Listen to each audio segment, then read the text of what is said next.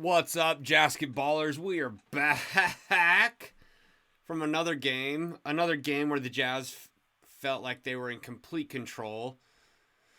Walker Kessler in the third quarter, with like 4 minutes left, has a double-double, 5 blocks. Lauri Markkanen finishes with 29. Kelly Olynyk comes back. We almost lost, but we didn't. And let's dive into this sucker.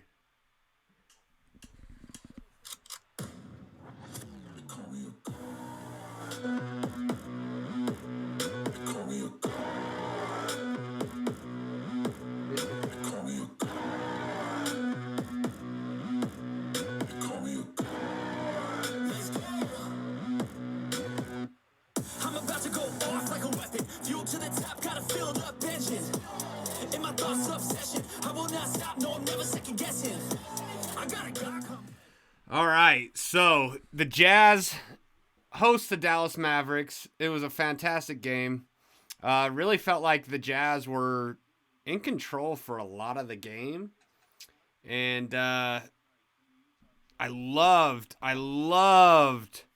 the starting lineup with Olynyk, the three big guys, Olynyk, oh man, I'm forgetting their names, Markkanen. I'm also trying to get my stupid video to match up here. There we go. Pull me down. So I got a green screen now, so I'm trying some different things, and the yellow on my Jazz hat is making it see-through, which actually is pretty cool. Oh, shoot. Coach is on. I'm going to go to Coach real quick, and then I'll jump back to you guys. So hang on. Just hang tight. Weird zone defense that turns into man-to-man. We're playing a weird doubling, rotating defense that requires a ton of communication and talking in the game. Because of those two things is kind of disjointed on both ends of the court, and it's hard to really get into like a flow of the game. So it takes a ton of mental focus to like maintain an understanding of what's going on both ends of the court for 48 minutes. And I thought our team did a good job of kind of digging in, even though Dallas made a run and we couldn't seem to buy a bucket there for a little bit. They just kind of dug in and stayed with it and executed what we wanted to do. So a lot of credit to our guys. Why did you run the doubling, rotating defense that you did? We just felt like Dinwiddie is a pretty exceptional isolation player. We wanted to try to take away his rhythm, and if nothing else, make him have to think about the double team coming. We had it on for a while. We took it off for a little bit, then we put it back on. We felt like it was a good opportunity for us to try to disrupt his rhythm and a little bit of their rhythm offensively, and not just let him play pick and roll in isolation the whole night and kind of set the table for everybody. So, in a lot of ways, it's a defense built out of respect for him and his ability to manage a game. Was it reactionary to how Kyrie and Dame had played in the last week? No, we tried to do the same thing against Dame. Just didn't go as great. So how He's just better. What did you see? Well, I thought we were way more connected. We didn't give up many layups, which I thought was huge. I thought our rotations were much cleaner. We forced a few more turnovers. And I think the shots that Dinwiddie did make were very hard. I thought Dame found a little bit of a different rhythm, and the threes stand out when you play Dame, but I thought he really got to the rim a lot. So I thought we did a much better job. They only had 28 points in the paint, so we were able to maintain our concept without giving up the rim. What did you like about how you guys attacked their zone man hybrid? I'll have to go back and watch the film, because for about half the game I didn't necessarily love it. It did what it was supposed to do. It kind of stalled us for a minute there. We didn't get the ball moving as quickly early in the clock. But I thought, for a good portion of the game, we did a good job of just kind of getting to that second and third action. You have to just not think about the fact that they're playing zone, and we have to just keep playing. And I thought our guys, for the most part, understood that. We had some moments where the ball got stagnant and kind of stuck a little bit, but that's a credit to Dallas. Like, they're a very well-coached team, and they had a good plan tonight. So I thought it was good in spurts and not good in others, but I'll have to watch the film before I can give you like an exact answer on that one. Even facing that zone, you guys had a strong first quarter, 12 of 18 from the floor.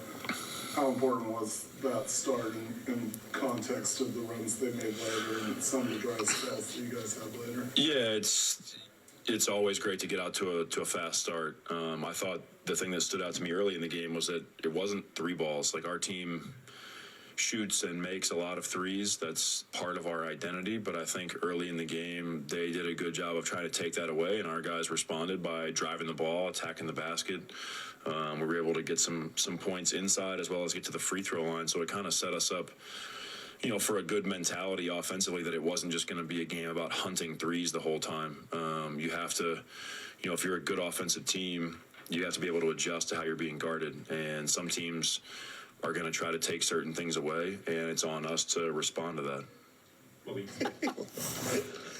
Big T, Thurl Bailey joining us upstairs, calling the game tonight with Bowler on What are these guys laughing about? And a fun win, and Dallas made it interesting down the stretch. What are these fools laughing about, I want man? to ask you about Kessler and the starting lineup. Olynyk coming back. Yeah, and you keep yeah. Kessler Let's there. hear what they say about the And starting he lineup. continues to perform and improve. Because Well, the one thing about this team is everybody understands. it never their happened role. again. Like, it didn't happen enough. And it's not a slight on any guy who gets moved from start of the bench like Vanderbilt did. But Walker Kessler. I mean, we'll dive has into it, earned but I'm curious he's what they're going to earned say. the right to be in the game in important minutes as an impact player, because the one thing you need on a team, most importantly, is defense. You need somebody to protect that paint, and Walker Kessler is All right, fast yeah, we know that he's a defensive. I wanted you guys to dive into it more. So, off of what Coach said a little bit, Dinwiddie leads the game with scoring 35, and in the beginning of the game, as much as I love that lineup, right? You got Clarkson, Conley together, and then you got Olynyk, Kessler, and Lauri, which the size with those three is just fantastic. But the spacing as well, with Olynyk on the floor being able to shoot the three and space it, they were putting Kessler on the backside. It almost just seemed like it was causing the Mavericks fits to try and guard. The one thing that I was saying, because the mismatch with that lineup was Dinwiddie, obviously. I just kept saying, Ochai, put in Ochai, put in Ochai. And then my mind started going on these different lineups. Like, what if you had Conley, Ochai? Not that Ochai is better than Clarkson, but I think he fits the lineup better, and it allows for Clarkson to then again come off the bench and be dominant like he was as a sixth man. And then it gives Conley three different guys to pick and roll with Lauri, Olynyk, and Kessler, and then Ochai's your stopper. It got me excited, because I just think that team could be really good. And then you've got Beasley coming off the bench, Sexton, your backup point guard, JC, six man, scorer. Vando, we don't need to talk about. The one nickname I am okay with Vando is JV, because he belongs on the JV squad. So if there's any nickname besides other than number 8, that's what I'm going to call him, is JV. But yeah, and then we've got options with THT. You've got options with Na, depending on what different lineups you're going up against that night.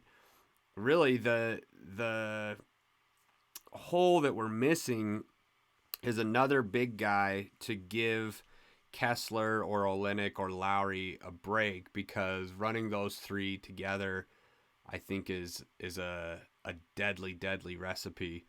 Lauri goes off for 29. He is one guy that consistently scores quietly, and he does have the games where he goes off and it's very, very noticeable.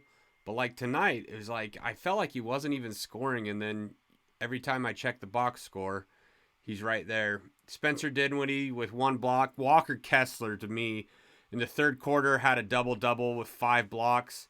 The one I thought was a block on Dinwiddie, and really, once you watch the replay, it looked more like a goaltending play on Walker Kessler. Conley leads the Jazz with 11 assists. Spencer Dinwiddie with 8 assists. Rebounds, Kessler with 11 for the Jazz.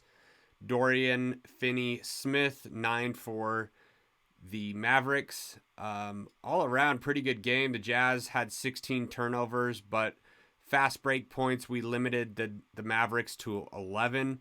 Second chance points, they only scored 17. And then points in the paint, we scored nearly 20 more. They scored 28. We scored 48.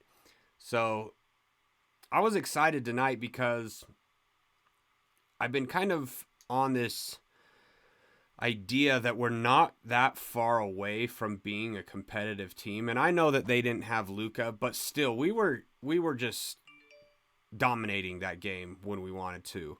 And we'll get into why certain lineups weren't in towards the end. But I really do think, if you pull a trade off like John Collins, I even thought, man, the Mavericks want to make a trade. What if you got Spencer Dinwiddie somehow? Like a longer scorer like him? I loved him when he was in Brooklyn before all the big name players got there and they blew everything up. Back when they really worked to get to where they were, he was a big part of that. And he's a hell of a player, and I just don't think he gets the ball enough with Luka.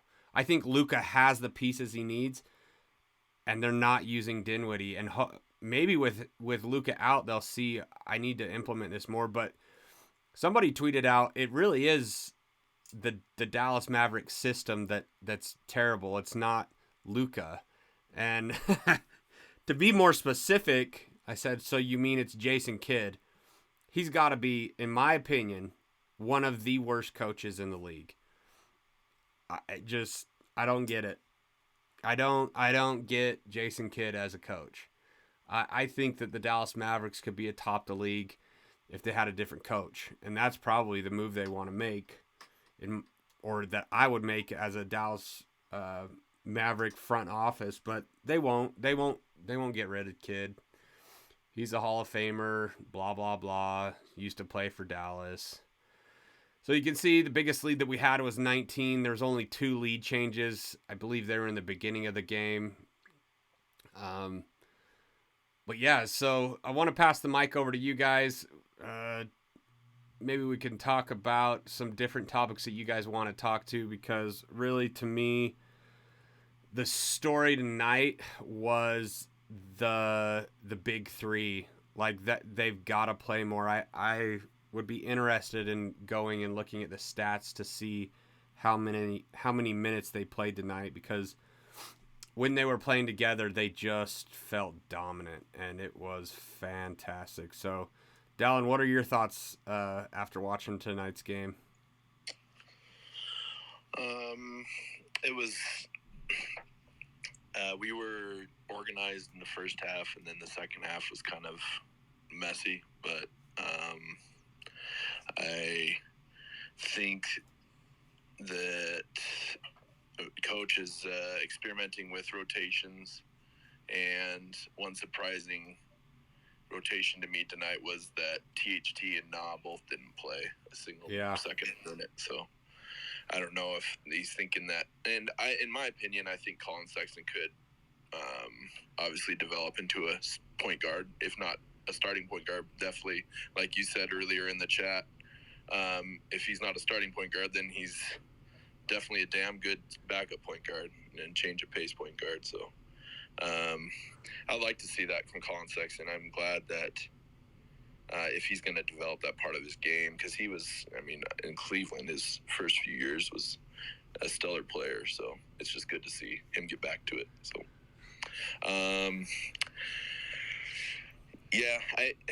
Dallas is a horrible team without Luka, and he needs help. And what do they need, though? What do they really need?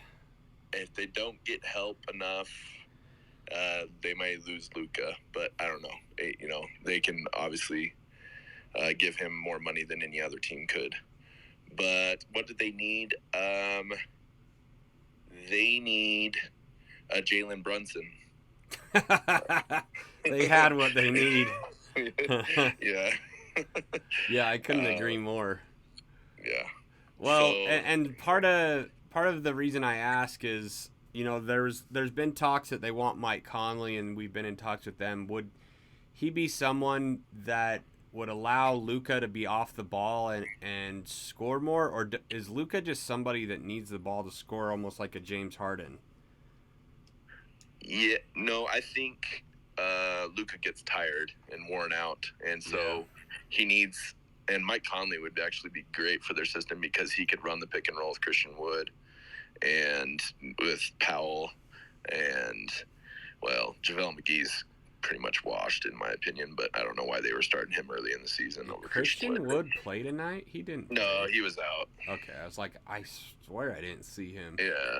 So Conley would help. He would help Luka quite a bit. I mean, obviously, Mike's 35 years old, so he's obviously up there in age. But he provides what Jalen Brunson does. I mean, he's not the scoring or the post presence that Jalen Brunson is, but yeah, and there's some interesting players. Like if a Mike Conley trade went down, I don't want to get in trade talks just yet. We can save it for later. But like Davis Bertans, I think would be a good fit just as a backup for us. Tim Hardaway Jr., if you wanted to throw in Beasley possibly. But man, like I like what we have. I almost like the thought of Beasley, Clarkson, and Sexton on that second unit and just kind of getting up a high volume of shots, because Beasley loves to shoot it. JC loves to shoot it. Sexton loves to drive as fast as he can. Just kind of create like the dog mentality with that group. Just, okay, you guys are meant to give us a blow, but when you give us a blow, you are going in to create havoc. Like, you are just going to play as free as possible, which we know JC can do. Beasley's not scared to shoot, and I believe if you gave him kind of that role of JC, that he would be able to catch fire a lot more. I know that's kind of was the knock before JC got to Utah, that he was a streak shooter, and I see it in Malik. But then you allow Sexton to just be the animal that he is and not have to think so much. I do love what Sexton's been doing and developing his game, but just think of letting those three just kind of do whatever they want on the second unit. It seems like it'd be a fun experiment. Yeah, I like those guys against second units. Maybe JC being the main ball handler. I didn't like them in the starting unit against starters, but them as a second unit's not bad. If I have to choose between Beasley and JC to keep, I'd probably lean more towards Beasley just because of his age, and he plays a similar game to JC's, but not as a ball handler. But he's shooting. He was interviewed on the radio broadcast with Locke, and they said that when Beasley makes 5 threes, I think we're 6 and 3 or something. How many did he hit tonight? I think he hit 5 is what he went the reason why he 5 brought for it 11. up. Yeah. And I mean, I'll take that. Well, I mean, he had a good shooting night. So he goes 7 for 13, shot 53%, shot 45% from 3, had 19 points. And that's the most intriguing thing with Malik, is that, he is able to score these points and shoot at a high clip. He gets you 4 rebounds tonight, only 1 turnover, 2 assists. He's got a part of his game that's very interesting to me, because I feel like at times he takes some really questionable shots. And if he can learn how to either take better shots or drive past his defender, I think he could easily become a 20-point per game type of guy. Agreed. I agree. And he has actually developed that part of his game more this season, as far as driving to the basket. So, yeah. Would he be better on the second unit? Because I feel like Ochai, right, would actually benefit with being with the first unit, just because they're better players, and he seems more in control. He's really great with getting hustle plays, and I think Who are you speaking Ochai about? would You be speaking better about JC? No, but I think Ochai would be better with the starting unit because he doesn't require shots, and Beasley and JC do, obviously.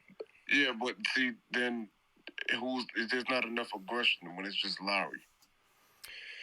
No, you got my idea with Ochai running with Olynyk, Lauri, and Kessler. You're more of like a pick and roll, and then you've got Olynyk. So I think that's more of a lineup that you're attacking at the rim, because a lot of the times we get off to these cold starts because we come out and we're just launching threes, and it's like, get into a rhythm of the game, and I think that's where I kind of agree, but the thing is that Mike Conley running the pick and roll, trying to be aggressive towards the paint, is not the greatest of ideas because he's just really not finishing well. No, he's not the finisher. It's Olynyk, Kessler, or Markkanen that are going to be finishing, and then you got Ochai that can stretch the floor and shoot. So Conley's just like the orchestrator of the offense. He doesn't need to. Obviously, he can finish, and I think he'd finish at a better percentage with those guys because the defense is going to suck to them on the pick and roll. But then the same idea, like if that's not working, you roll out Sexton, Beasley, and Clarkson, and you just have these dogs just coming at you for a totally different look. See, me, I'm kind of opposite. I kind of like how this lineup is with JC because what I have noticed, and I've noticed that early within the season, when Kelly is in the game, JC is reeled in. He doesn't take some of the shots that we have been seeing him take since Kelly hasn't been in the lineup. So I think Kelly brings a dynamic to where it calms down JC a little bit more because he's able to be a swing player and also hit a three, and he can run some pick and roll, not well, but he can run some pick and roll like as in being a handler. So I think it just opens the game up for JC to just be a little bit more relaxed. And then I do like Colin Sexton and Mike and Beasley, coming off the bench with each other. I kind of like it. Yeah, and you may be onto something there. I mean, JC may calm down with another passer that like Olynyk. And I wasn't really paying attention to how JC was playing with Olynyk before. And with him gone, obviously, like he felt like he had to create more in those last 8 to 10 games. Well, we got to remember those games early in the season when we were playing, significantly well. It was Olynyk who kind of like mediated, some of the play, by hitting some some big threes and stuff like that. And JC was only averaging, the first couple, during that great win streak that we had going on early in the season. He was only shooting about 14 shots a game. Now he's shooting almost 17. Yeah, and JC, I mean, I think you could be right, Armani, because I was super impressed with him in the first half. Honestly, he was passing up and like making good passes in the first half. I was like, wow, he's like actually moving the ball, and I think Olynyk has a situation to where it's like when he's on the court, everybody kind of feels like, okay, we need to pass the ball. We have to pass the ball because now we have another swing option. He can hit a three. He can pass. He will pass it to us. Like I think it just opens the game up a little bit more. Right. Yeah, JC has more confidence in Olynyk shooting a three as opposed to whoever else we have in there. Yeah, that's a good point, Armani, because had you not said that, I wouldn't even have thought of that. I'm just thinking those three together are a recipe for awesome greatness, both defensively and offensively. So I don't know that the other two matter as much, but Olynyk and Clarkson playing together may be right. Olynyk with Clarkson may make Jordan a better player and more under control. I'll try to pull up the plus minus to see, the net rating and see how that looks, the duo. Yeah. I was just trying to look up tonight's, but yeah. Trying to freaking pull up the box score again, but NBA.com's acting weird. Yeah, I don't know. It's got a big error for me now. Is it weird for you too? Yeah, I don't know what's going on. I'm just trying to get at the box score. It keeps sending me to all these scores. Yeah, that's what it's doing to me too. Weird. Because I a lot of the times it'll upload the video of certain shots, and so I wanted to go back really and watch Kessler's blocks is what is fantastic. And then I believe that there was another dunk that we can add to the Lauri poster. It was the lob, and he the alley-oop from Vanderbilt. Yeah, he dunked it on Finney-Smith. Do you guys think that's worthy to add to the poster? Nah. Yeah, I was back and forth because like it wasn't really him dunking on someone. It was like more of an assisted dunk. Man, if he had landed that one dunk that he got fouled on, I would have lost it. Talking about dunks, I was going back and forth between the Laker game and the Boston game. Did anybody see LeBron James' toddler fit that he had because he didn't get the call? And it was definitely a foul. But like, did you see the reaction? No, it was a bad reaction. It was a terrible reaction, actually. But it's like I understood it because it's just like I said, I just believe he's just tired of being fouled, and there's nothing being called for his 20 years being in the league. It's not that he doesn't get calls. It's just the fact that he doesn't get calls at nowhere near the rate as other players. And I get it. He's big, he's strong, he's fast. But at the same time, he's 38 now. Yeah, you got to give him some calls. Well, and my thought is like, look, dude. The NBA, it's LA and Boston on ABC. Of course, they want an overtime. And, like, my thought is, yeah, you're old, but if you want to really win that, just go up and dunk it. And then you don't have to worry about getting the foul call. And even if you do go up and dunk it and get fouled, you're more likely to get the foul. But before that... Patrick Beverly, he had a putback dunk. That might have been some of the best reactions by players in a while. Did what? Yeah, somebody missed a 3-pointer, and Patrick Beverly went up, grabbed it, and dunked it. Like a putback dunk. And LeBron was laughing. He could not believe it. Schroeder was laughing. Like they called a timeout and went over, and it's hilarious. They were just out of their mind, and of course Beverly's over there flexing, and it was an awesome play. It's funny if anybody went back. Pat Bev used to average 33 points per game in high school. Yeah, he led the state of Chicago in scoring in high school. Yeah, he was a monster. But you don't think Bev also grabbed the camera when LeBron was fouled? And went and showed the ref. He was like, well, the thing is that wasn't the only play. He hit a big 3-pointer before that putback dunk, and then he had a big rebound and went and shot free throws too. So I thought, man, if Pat Bev wasn't on that team, it wouldn't have even went to overtime. So LeBron better be thanking him, but I wish I could find these reactions. Let me see if I can pull it up on YouTube. I pulled up the numbers for the duo of Kelly and JC. It's a 2.8 net rating, so it's not special, but it is. It's positive though. It's not negative. Yeah, but is there enough? I mean, Olynyk's been out for so long. Is there enough data? Like, how many games have they played together? Those two. I guess in the beginning of the season they did, but that's when we were on a win streak. I mean, they've started a lot of games together, haven't they? I mean, majority, like. Does it say on there, Armani, how many they've played? Oh, Boston ended up winning that game by 4 in OT. We've got I think we have another speaker, do we, Dallin? Yeah, Niners fan. Go ahead, man. What'd you think of tonight's game? This is Jizzy, isn't it? Yeah. Man, it was kind of same old story, man. That mid third quarter collapse. It's always, and it's kind of been the same like the past.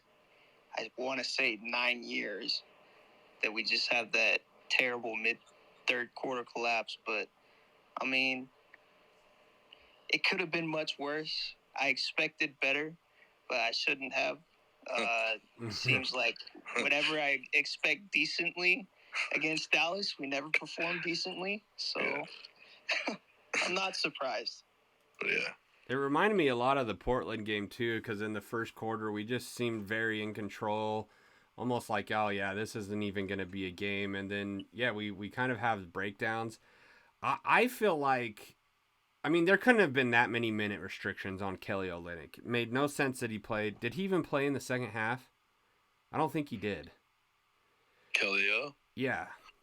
I thought he, well, maybe, I don't know. You can't pull the damn box score. Third, maybe? All right, I'm going to play this putback dunk. If you're not on YouTube, I'm sorry, but we're doing it, man. Hopefully it'll play. I shared him in the Twitter space as well, if you want to look at him there. Damn it. It's kind of hard when I'm streaming to play a freaking YouTube video, too. Here we go.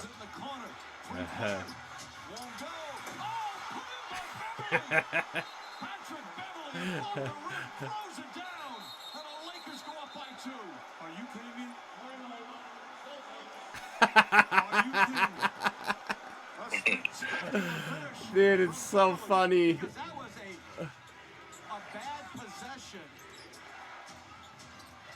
that leads to an Anthony Davis three. Dude, I can't believe it. And he out-rebounded Williams on the backside. Damn. Dude, I didn't even think he could jump that high. Like you said, Mike, usually not over the rim, but one heck of a play. Anyways, I had to replay that because I was just going back and forth between the Jazz game. And once that happened, it piqued my interest. And so I ended up watching the end of regulation. Yeah, Kelly O only played 15 minutes. Yeah. And that's what I'm saying. Like, I know there was a third quarter collapse, but I put this in the group chat too. Like, it just feels like the Jazz don't want to win. If they win, fine. If they lose, fine. I think they're okay just being this middle of the pack, because if they fall out of the playoffs, right, that we get a better pick. And I also think that if we get in the playoffs, they feel like they don't want to show all their cards, and that they can surprise another team and kind of be like the Cinderella team of the playoffs. But I like to come up with these crazy theories. So hey, I'm good. I'm good with that. So Denver, go ahead. No, I was just gonna say, Lauri Markkanen, I guess his vote totals came out, had 1.6 million votes. Did he beat Paul George? I don't think he beat Paul George out. No, I don't think he did. But he's the last Jazz player to get over 1 million votes. Who was the last one before him? Malone? Yeah, it's got to be Malone. It was Stockton. Or Malone, really? yeah. Yep. No, it was it's got to be Malone. Carl and Stockton they both got over 1 million in 97. Well, and it'll be interesting because they were talking on that LA broadcast, like, you know, it was close with Sabonis or how do you say his name now? Sabonis. So the lady that does their broadcast, she says Dumas or not Dumas. She just says say it with like weird. A really heavy accent. Domantas Sabonis. Yeah. And then you probably get away with it. But anyways, they're saying Sabonis or Lauri should have gotten the start over Zion, which I couldn't agree with more. I almost think Sabonis should have gotten the start even more than Lauri. Yeah, I agree. Just because the Kings are killing it right now. But they made a point, like, if the All-Star game's in Utah, like, you know, you got to give a local guy a start. And I think they should give it to him too, but it's just crazy. The fan vote has got to hold less weight because we're voting in guys that are in street clothes most of the year.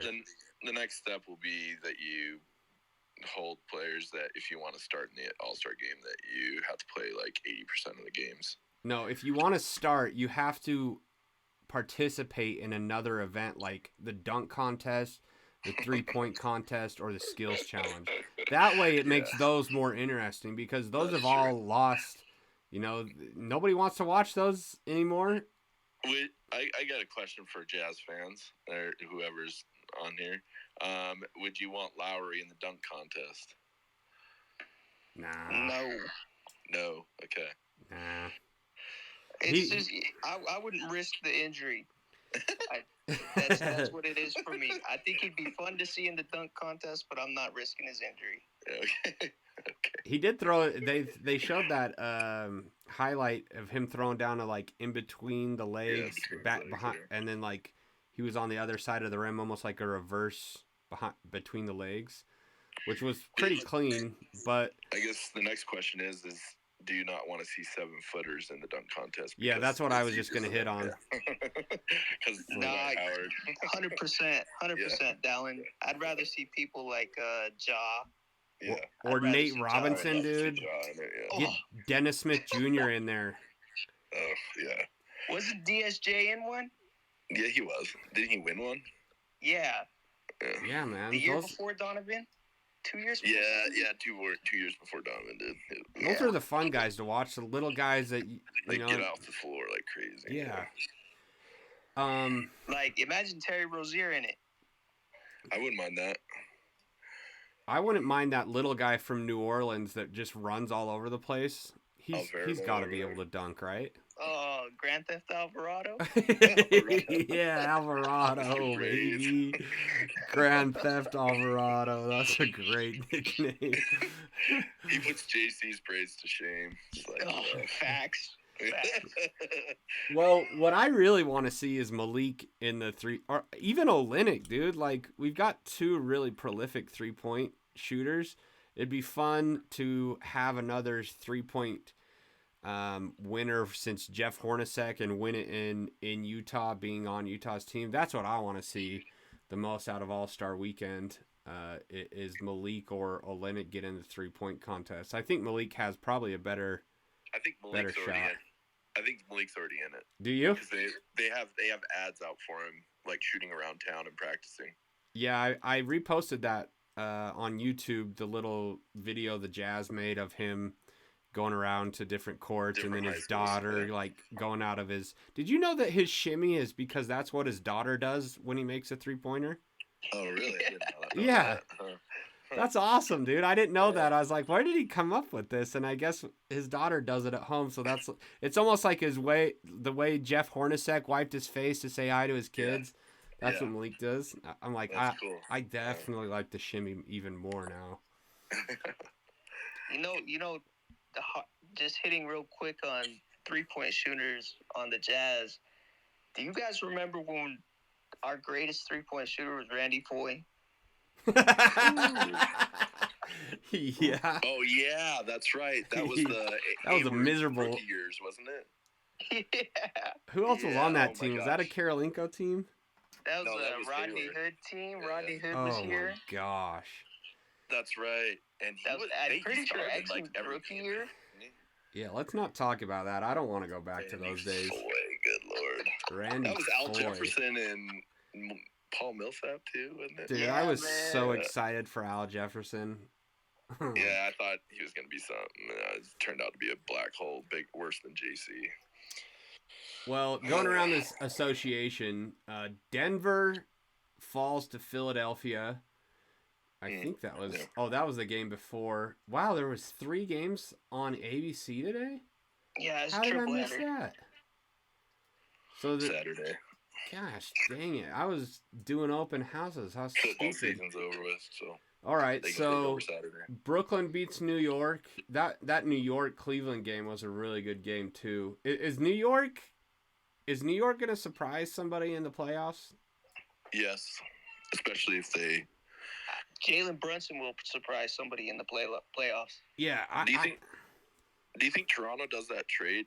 I think it might be a good trade for them. Get 3 of we have a Toronto fan on with us. He's actually my buddy from Montana, Ruskin. What up, Ruskin? Yeah, he's a Raptors fan, but I That's think all right. Toronto Toronto should do that trade for Evan Fournier and those 3 first-round picks from New York. Yeah, let's hear from Ruskin. What do you want as a Toronto fan? Because we want OG.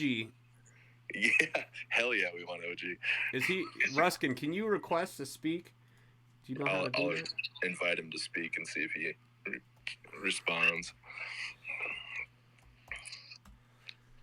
Please tell me he's got that Canadian accent too. He lives in North Dakota. He might have the North Dakota one. That's damn near the same thing, man. Yeah, it is. It's true. We grew up in Montana together, so. You're all over the board. Minnesota beat Sacramento tonight. Dang. Minnie's been on one lately. Yeah. That sucks. Yeah. I hate it for us. He said, just give me a sec. He just texted me. Houston won, too. Houston beat Detroit. Good job, Houston. Yeah, that was the Wemby lotto game right there. So Detroit. Now let's just check the standings. I believe, dude, they weren't updating for me for some reason. I think that the Mavericks, if Luka doesn't come back, they're gonna fall to the play-in game. Like, depending how long he's out. Yeah, what was his injury tonight? He sprained his ankle last game, like in the first quarter. And Like I just think it's sprain? What? Like a high ankle sprain? Yeah, and it didn't look like. I mean, it was kind of a weird play because I just think that he's doing so much that he's tired and like almost stepped on it wrong. Aren't we at 500 again? Trying to load NBA.com, but it's not. The standings aren't updated because it's still the same old standings. Because we're flip-flopped home and away now. Yeah. Yeah, it still says we lost one. Something's going on with NBA.com. They probably are getting blown up with all that LeBron reaction. Stuff, yeah, all the LeBron bots are on, man. Yeah. They're like, what happened? LeBron threw a fit and crawled up in a fetal position on the court? Protect our homeboy. I think the man, it was a terrible call. Yes, LeBron, it was a terrible no call. Okay, but I mean, you're 39 years old. You're like in the discussion for the greatest player in the history of the game, and you're on the floor. Yeah. After playing an elite game, you're on the floor like a child, man. In the Garden. Yeah, Dallas is in the playing game. They're in 8th right now. Well, that's what I'm saying is like, dude, if it was a foul, just use it as motivation, and you're one of the greatest players. Just go win it in overtime. I just don't think he feels like he can win with that team. Yeah, and then it helps nobody when you have people like Pat Bev doing their antics. Like, I understand it. I understand it. Like, I'm all for it. Get behind your guy, but not the context of the situation. You can't just. That's not winning basketball. I kind of love it because it just. Pat Bev is the guy flexing, and LeBron's the one in the fetal position. Man, could you imagine if Pat Bev was on this roster on our 20-game, and if we went up 10-3, and then Pat Bev's just out here talking all this smack talk. I was so excited for Pat Bev to be on the Jazz. Me too, man. I was because if we just get in the playoffs, like. The fans would have loved Pat Beverly. I know they probably hated him when they weren't on the Jazz, but Jazz fans turn quick when someone's on their team, and he would have been beloved by this fan base. Yeah. He would have been like DeMari Carroll, but more mouthy. DeMari. We're going back with these names. Old Jay Crowder too. Hey, I'm just showing my age, man. I'm a true fan. I've been here a minute with y'all. Yeah. Oh, I know you have. I love it. You pulled out the Randy Fool. You guys remember when we re-signed John Crotty? Oh gosh. Good old John. Mr. Sitcom himself, 90s sitcom. Arm hair all over the place. That's gross, dude. Sitcom. So I'm on Tankathon right now, and it looks like, let's go to mock draft. Let's see where the Jazz land their picks, because this is kind of fun to do, especially instead of just talking about it, we can kind of see what's more realistic. So we're going to do a simulation lottery. Do it. Boom. Oh, wait. I need to reset this first. Reset. You know, I think if we have a probably... chance at Case and Wallace, we should probably go after him. Did you watch his game today? No, I didn't, but I'm just thinking more and more that he's probably going to go higher than we can obtain him for, just because he's like one of the only point guards on the board. So my whole thought is we got to get another piece, and it's either going to be Conley or Clarkson because they're the most valuable and probably the most wanted and easier to part with. Yeah. Who would you rather trade, Clarkson or Conley? Clarkson. Because I don't think Clarkson's going to re-sign with us. I really don't. And he's not going to change. And it's easier to work with somebody who is incredibly smart with the ball than somebody who is not. Yeah, I agree. I'm just wondering, like, are you going to be able to get a younger guy that can grow with this team for him? Oh, I think Colin Sexton can replace him. Yeah, I do too. I would start Colin Sexton. Yeah. But like we need, in my opinion, maybe another wing or another backup big. I can't lie. I'd start Malik at the 2. Yeah. And put Sexton off the bench. Yeah. Yeah. And I'd start Lauri at my 3, Kelly at my 4, and Walker at my 5. Yeah. I'm with who was saying that? Was that you, Dallin? Yeah, it was. Yeah. Yep, I'm with you. Boom. All right, so I just did the simulation lottery. It looks like the Jazz landed with the 13th pick. That's our own pick. And on the big board, that would land us Anthony Black. Whoa. We're going to do a mock draft, bro. Oh, okay. Here we go. Let's do it. And then the Minnesota pick, we would get the 18th pick, which I actually think that will turn into a better pick, hopefully. And we also get Philadelphia's at 28. So let's mock draft this up. I know this is the first time we've done it, but I kind of want to make this a part of the show just to... Yeah, especially leading up to the draft. There's still tankers out there. I think Kevin got sick of talking hypotheticals and just said, you know what, I'm done with you guys. You guys are boring. I don't want to talk about winning. I was hoping he was going to be here because I was going to call him out on some stuff he was saying. Yeah. Dude, we got to invite him next time. I got to hear this. I'm here, and man, I just want you guys to know I'm all here for I want people to express their opinions, but when you start disrespecting legendary players in this game, you're just out of pocket. Well, we'll wait for you because I don't know what he said, but I want to hear you guys kind of debate it out. So on Tankathon with the 13th pick, and if you're on YouTube, you've already seen this. We get Anthony Black from Arkansas, 6'7" point guard, 19 years old, averaging 13 points, 5 rebounds, 4 assists, 1.9 steals. Yeah, dude, that freaking stat line would fit this team perfect. We don't need a point guard that scores. Someone that can get 4 assists, 5 rebounds, and 2 steals. Are you kidding me? Send it. Hey, yeah. If he keeps his flow the way it is, I'm down. Bro, imagine a 6'7" point guard, Olynyk. I mean, if we keep Olynyk or John Collins, Markkanen, Kessler. There's 4 guys that are 6'7" and above. I mean, your length. Yeah, you're so long. Yeah. You're huge. At the 18th pick, we get 18th, from North Carolina State, Turquavian Smith. Oh, really? 6'3". That seems weird. Is Gigi still on the board?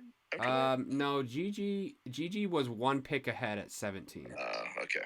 So there's a chance you get him, but I don't see us taking Anthony Black and then another small 6'3" point guard. I want Gigi Jackson. I'd trade up a position. I'd trade my other first round pick to get Gigi. Yeah. Do you think Danny wants a 4? Is he looking for a 4 in this draft? Well, so in this mock draft, here's who else went after Smith. Chris Murray from Iowa, Maxwell Lewis, Pepperdine, Khalil Ware, which I think Khalil Ware I would take before just for another. He's a 7-foot backup center. Yeah, he does average 8 rebounds. That's pretty decent. Yeah, all these other guys. Smart. Oh, dude, no way. Marcus Sasser is 27th on this board. Yeah, that's a guy. He's only 6'2". That's the next point guard after Wallace that I would seriously look at. Yeah, he's only 6'2". So, but yeah, if you take Anthony Black, you know who else I'm on? And you guys, I can't remember who put me onto this guy. Is Bryce Sensabaugh. Oh yeah, from Ohio State. Yeah, he is money. He's 6'6", averages 26 points a game, 8 rebounds. But you don't think he goes in the lottery? I think he goes in the lottery. I think he'll go higher. Yeah. So 26 points a game. Holy shit. Yeah, dude. He's something else. I think he's very underrated and probably might be one of the steals of the draft, depending on where he goes. Ruskin, who are the Raptors taking this year? Well, it'd be nice if we could steal that number 1 pick, but the front office seems to be set on the frickin' play-in tournament. So, you don't like being middle of the pack? Come on. No, because I get enough of that with the Rockies. So. Yeah, with all your guys' high salary in Toronto, geez, I just like. Well, Freddie already signed a contract extension. Oh, he did? He wants Tyler Hero money or whatever. He just fired his agent and signed on with Clutch. Yeah. He's going to LA then. I mean, LA, Orlando wants him. I would take Fred VanVleet. Yeah, hell yeah. I love Fred. I mean, he's a good facilitator. His shots struggled. Is he decent at defense? Yeah, he's a good defender. I mean, somewhat. He's not. Because he's too small. He's on the slower side for a point guard, though. Yeah. So, I mean, it's predicated on the system, his effectiveness. I mean, we run a lot of, like, zone switching and everything, so it kind of – we don't run full man. Mm. So it helps to cover his slowness. Well, Ruskin, do you want to know in this simulation draft who you guys picked? What pick did we get? You got the 6th pick. And in this kid from Baylor. No. The kid from Baylor. Wait, who are you talking about? The Keontae George. Yeah. Oh, he went number 9 in this mock draft. You guys picked Nick Smith Jr., the Arkansas point guard. Oh, Mr. Knees himself. Hard pass. Hard pass. You could have had Cam Whitmore, Grady Dick, or Keontae George. Well, I mean, I like Whitmore, but I think we would have to for sure move OG to be looking at Whitmore. I don't know, like. Hey, do you guys want to trade us OG and Spicy P while you're at it? I'm all for it, dude. Spicy P, man. They haven't released they haven't officially said what OG's injury is from last night. Injured? Oh. Yeah, he went up, went out for a layup or a dunk and got hit, and he fell on his left shoulder with his arm behind his back. It's the trade injury that he's getting traded. Yeah, something like that. It didn't look good, but they said he shot his 2 free throws and then he went out, and then the Raptors said he was out for the rest of the game with a sprained wrist, but X-rays were negative, so it didn't look like any structural damage. He needs to man up like Ochai Agbaji and get his ass back out there. Well, I think Bobby's. I know, but I think Bobby and Messiah got to be protecting him because they gotta. Yeah. They could get 3 first-round picks for him, probably. They gotta either crap or get off the pot here because they can't just sit here and. I mean, nobody's gonna want to resign if we're just sitting here treading water like this. The roster as it's currently constructed has outlived its usefulness. Like it worked being long, lanky forwards with switchability worked for a couple years, with but Kawhi. we can't shoot. Like we don't have a reliable outside threat. Yeah. Gary Trent is hot and cold. He's like Malik Beasley. And then we don't have a true center. So Although we I just think get eaten alive in the paint. Malik's probably better than Gary Trent at shooting. But I think he's more consistent. I'll trade you Malik Beasley for Siakam straight up. Well, I mean, that would give us a better shot at the #1 pick. So. Well, they could get off that. They could get off that contract. Yeah. So let me go. The Jazz have one more pick in this mock draft that we did. Let me do it, and then I'm probably going to end this episode, but I'll keep this space going so we can just kind of talk. So the last one, 28th pick, Noah Clowney out of Alabama, 6'10" power forward, freshman. 14.5 points a game, 12 rebounds a game. Dang, is he the Paul Millsap? Dude, I think he's the best rebounder in this draft. At least on this board. The kid from Kentucky, he averaged 15. On this mock draft, I'm looking 1 through 30. He averages the most rebounds a game. Nice. 1.2 assists and 0.8. I have no idea who he is, so let's look at it real quick. Thanks, Ruskin. Have a good night. Is he peacing out? Yeah. Noah Clowney. Let's check this dude out because this is the way that I actually learn about prospects because sometimes I don't know. It says stat strengths, 2-point percentage, draft age, defensive rebounds, free throw attempt rate. His weaknesses are PER. What's that? I don't know. Off win shares, points, free throw percentage, assists, turnovers, steals, assist. Oh, per 36. Let's go per game. Where's this picture, bro? Where's the picture? Top 2023 power forwards are Cam Whitmore, Jarris Walker, Chris Murray, Gigi Jackson, Taylor Hendricks. That Hendricks kid's pretty decent. I haven't seen him. Well, guys, I appreciate you watching. The Jazz don't play again until Wednesday. That's really weird. Will be good for the guys to get a little bit of time off and recoup. Hopefully get a practice in. One thing we didn't hit on, the defense looked really good tonight. It looks like they were on a string, almost sending stunts with Sexton at Dinwiddie at times. And so I'm excited about that. Defensively, having those 3 bigs play together, I think, helps us defensively. Yeah. Just them sticking their arms out, and it looks like the driving lane isn't there, and it allows your wings to pressure the 3-point shot a little bit more. Obviously, Dinwiddie, went off for his, but I think we're on to something. And with these next 4 games being home games, I think we'll move up in the standings. So. Oh, shoot. We didn't do the giveaway of Simone Fontecchio. I'm sorry. The reason why we're not is because on YouTube, you can't see who likes your videos. So I don't think I'm going to do it that way. I think I'm just going to go with subscribers for these first couple giveaways. So if you're subscribed on YouTube, you will be entered into the drawing. If you're not subscribed, subscribe. I'm giving you extra time. You have basically till Wednesday. I'm probably going to do multiple giveaways because I keep saying that we're going to do them and we don't.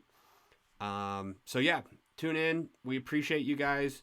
I think we just hit over 26,000 views on YouTube, which is insane to me. So thanks for watching. Make sure you hit that like button, subscribe. That's what helps the channel grow. And we'll see you guys next time. Travis Scott was at the Jazz game. Travis Scott. Oh, let's get a. Yeah. I should have pulled. Well, no, I don't want to do that because then. And the game. Yeah. Yeah, but someone said why is Travis Scott in the? I don't know who those football players are. Oh, the game. C.J. Stroud and yeah. Yeah, and I was like, I wonder how much Ryan Smith's paying these guys to sit by him. He's got to be offering them something. So. All right. Free courtside tickets, probably. I'm going to keep the Twitter spaces going so we can just kind of chat, but we will see you guys next time on the podcast and on YouTube. Thanks for watching and listening. Go Jazz.